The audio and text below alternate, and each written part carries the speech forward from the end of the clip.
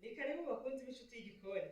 Turebe ukuntu tuzajya twitegurira ameza turi mu rugo, ibintu bimeze neza cyane nta kibazo.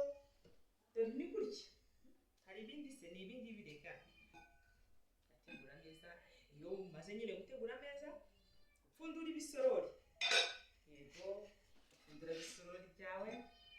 Upfundura gutya nyine nta bindi. Hanyuma ugaha abantu ikaze. Yego.